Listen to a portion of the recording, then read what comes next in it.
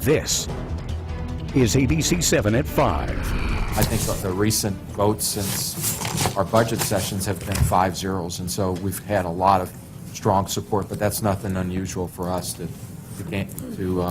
earn their support. Good afternoon, everyone, and thank you for joining us on ABC-7 at 5. I'm Estela Casas. That was University Medical Center CEO Jim Valenti last month. He was telling his hospital's board that he's received nothing but strong support from El Paso Commissioner's Court. Well, things have changed. In addition to the reported $81 million debt dispute with the Children's Hospital, ABC-7 uncovered Valenti received a $120,000 bonus after UMC laid off dozens of employees. We also broke the news about Valenti's deferred compensation. It would give him $3 million at the end of his contract in 2016, in addition to his base salary and bonuses. A special UMC board meeting to discuss these issues got underway at about 4 o'clock. That's where we find ABC-7's Darren Hunt, and who has been at the very latest on this story, developing now. Darren.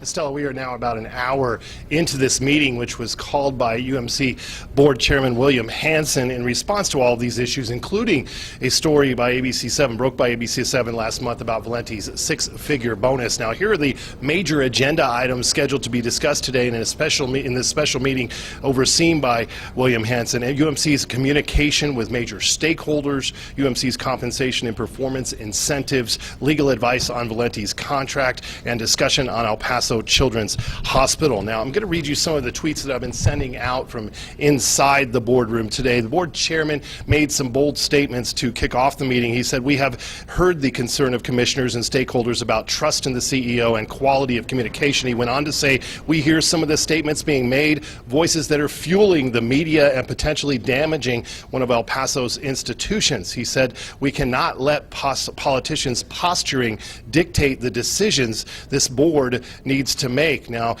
he was also said that we are here to run a hospital, not to run for political office. Please let us do our job. In a very interesting situation immediately after that, board member Tracy Yellen said that is not the feelings of all of the board, that he is not speaking for the entire board, to which Mr. Hanson replied back awkwardly, "Thank you for your support, Tracy," he said. Now, we have heard from several people that have said to Mr. Valenti, including ankle biter Sal Gomez, who told him to give back that money, the $120,000 bonus. He's also getting a considerable amount of support from hospital personnel. Pedro Serrato said at the meeting today, "We have made so many improvements in the last 10 years at the hospital. I wonder what is going to happen if Mr. Valenti is not here." Now, members of Commissioner's Court complained about a lack of communication with Valenti and the hospital board. Earlier this week, I asked County Judge Veronica Escobar when things started to erode between commissioners, the board,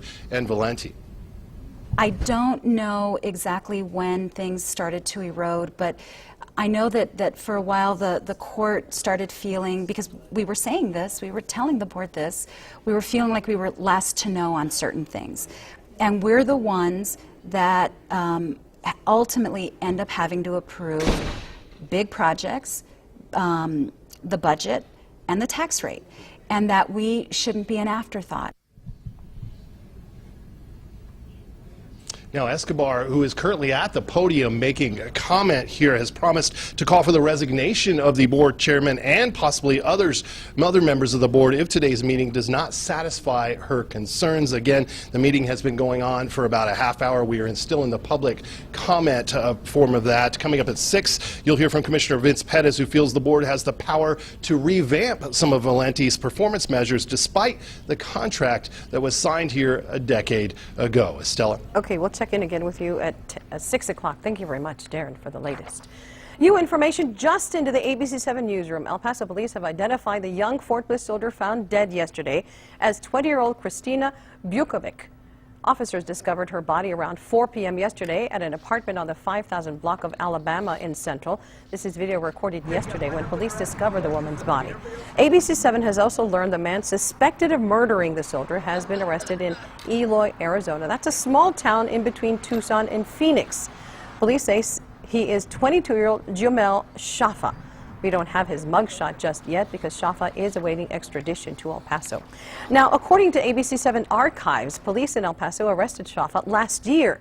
At the time, he was charged with attempted murder for allegedly throwing his then-wife off a third-story balcony at an East El Paso apartment complex. The woman suffered injuries to her ribs, back, skull, and one of her lungs. And we will have more on this story coming up on ABC-7 at 6. A jury in Las Cruces has convicted a man of aggravated assault against a peace officer with intent to kill. Clemente Vasquez de la Cruz is awaiting punishment. Yesterday, he testified his shotgun was in his lap when a Doña County Sheriff's deputy pulled up behind him. De la Cruz says he saw the deputy flash a light at his car and reached for the gun. He says he acted in self-defense when he came out of the car with his gun raised. Prosecutors say he pulled the trigger, but fortunately, the shotgun did not fire.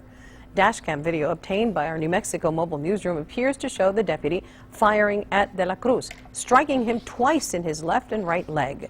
De la Cruz could face 22 years in prison. Meantime, police say speeding and drunk driving are to blame for a deadly car crash this morning.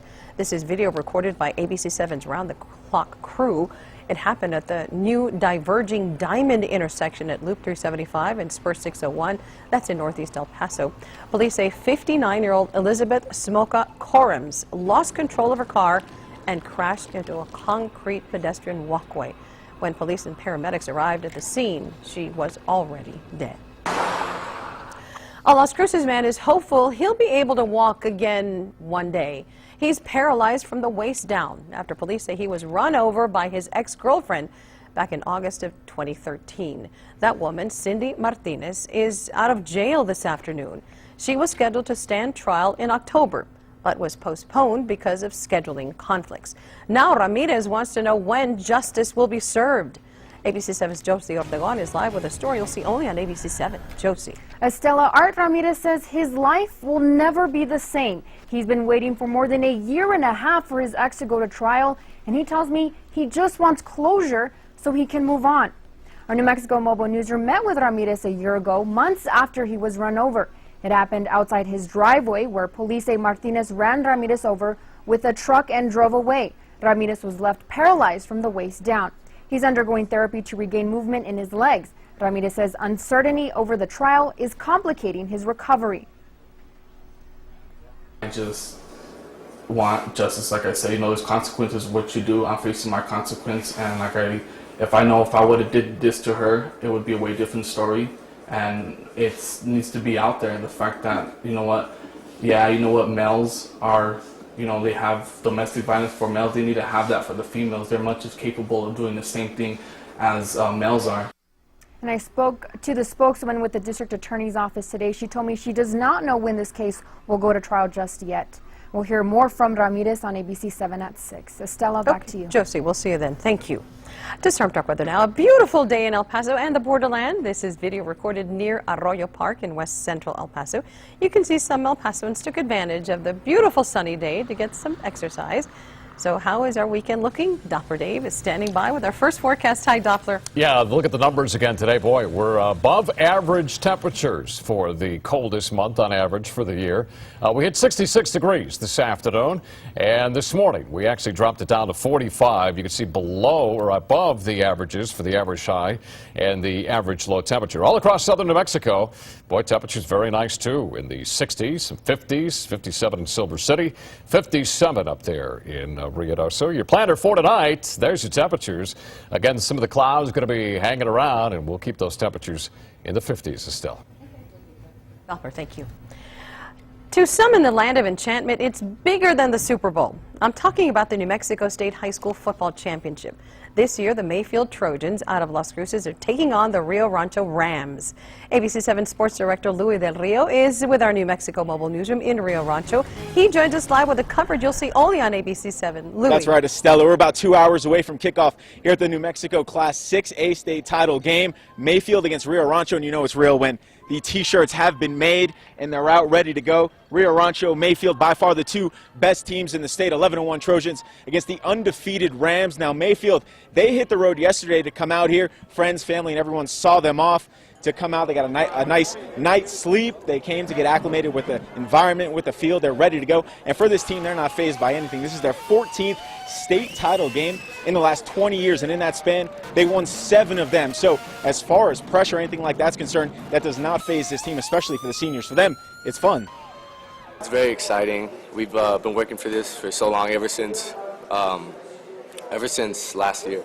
After the state championship game, we've just been working hard, and we're really excited, especially as seniors, to get out there and play again.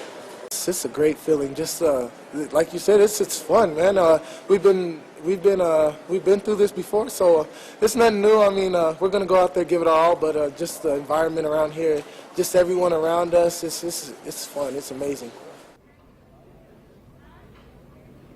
So both teams are ready to go again, under 2 hours away from kickoff of this Class 6A state title game between Mayfield and Rio Rancho. I'll have more in sports with Rick at 6 on the X's and O's of this game and what Mayfield needs to do to capture its 9th state title. So for right now, Estela, I'll send it back to you in the studio. Okay, thank you very much, Lou. We'll check in with you again at 6 o'clock. And it's a nice day out there. You're not even wearing a jacket. And now for a look outside, courtesy of the TxDOT traffic cameras during our 4 p.m. newscast. We told you about the rollover backing up traffic on the freeway in central El Paso. Police cleared the scene and the driver is fine and traffic is moving along smoothly, just as you can see now, although there is some sort of a slowdown there. And now a preview of our Storm Talk weather forecast with Doppler Dave. A beautiful night out there, a little slowdown on Piedra Street. Yeah, we're looking for a great night tonight. However, once we head into the weekend, we're going to be talking about some slight chances for some rain, at least for your Saturday. It's coming up next.